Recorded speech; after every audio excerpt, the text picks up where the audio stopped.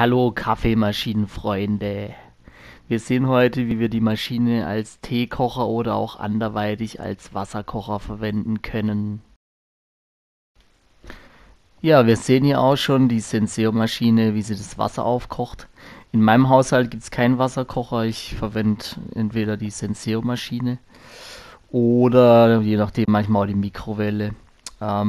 Es hängt natürlich davon ab, wie viel Wasser das man heiß gemacht haben möchte.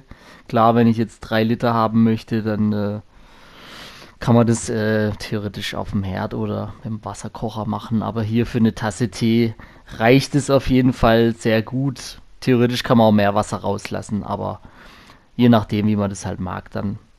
Ja, wir verwenden hier einen Standard-Teebeutel und machen also keinen Tee oben in die Kammer rein, weil der Tee braucht ja seine Zeit, um zu ziehen. Und wenn ich den jetzt oben reinmache, dann läuft ja das Wasser durch und fertig. Das wäre zu kurz von der Zeit. Wir nehmen auch keinen Kaffeepad-Halter. Wir lassen nur diesen, ja, ich sag mal, den Wasserfluss-Einsatz drinne und ohne irgendwelche Siebe oder sonstiges. Da läuft das Wasser dann einfach durch.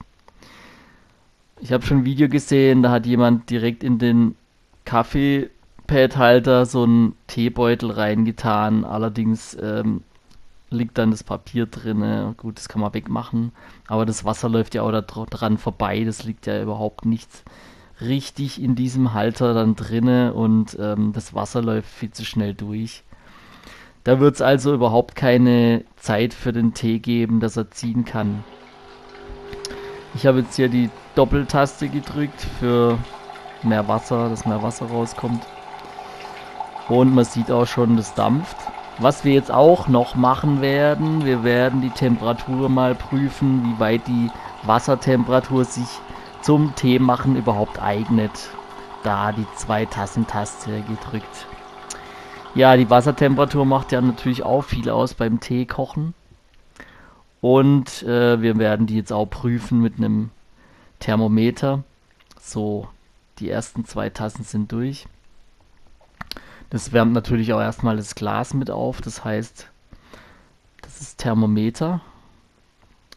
Das ist so ein Mehrzweck-Testgerät. Schalte mal auf Thermometer, Temperatur. 22,9 Grad. Man sieht es recht gut hier in der Kamera. Ja, der erste Schuss, der heizt ja auch noch das Glas auf am Anfang. Das kalte Glas wird ja erst warm und nimmt dem Wasser Temperatur. Das heißt, wenn wir jetzt nochmal später auffüllen, wird es noch heißer.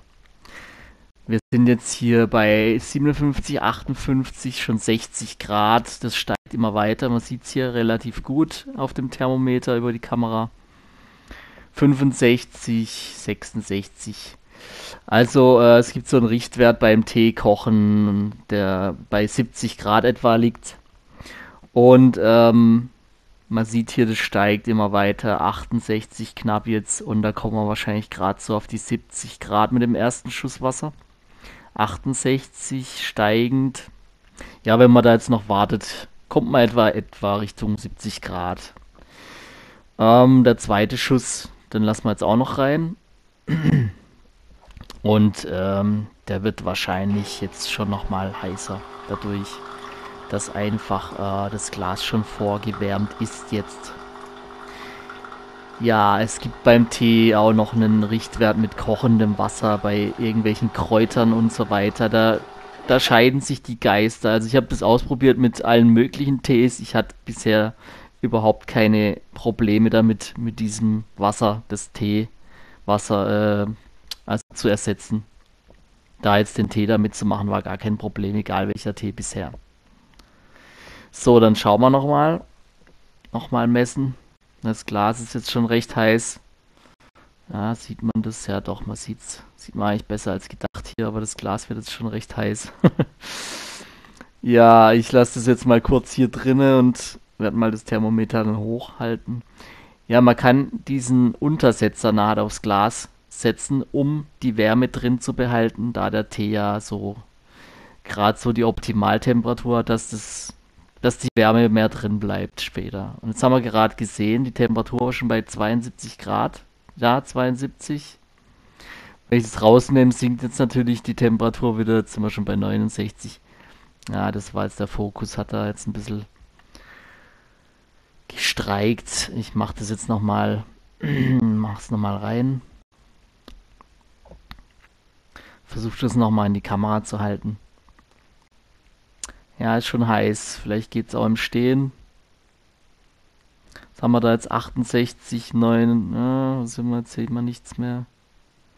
70,3, 5, 7, 71. Also wir sind gut über die 70 raus und es steigt weiter. Das heißt, wenn wir jetzt da später den Deckel drauf packen, damit die Wärme noch besser drin bleibt, kann der ordentlich schön durchziehen. Genau.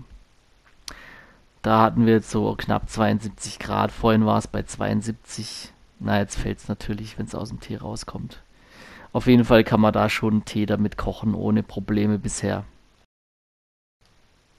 So, jetzt packen wir hier unseren Teebeutel rein. Und da handelt es sich jetzt um Schwarztee, da wird auch empfohlen, normalerweise recht heiß. Pack da jetzt den Deckel oben drauf, damit schön die Wärme drinne bleibt. Ich lasse den generell immer länger ziehen, wie drauf steht. Also das macht ja jeder, wie er das vom Geschmack her gern hat.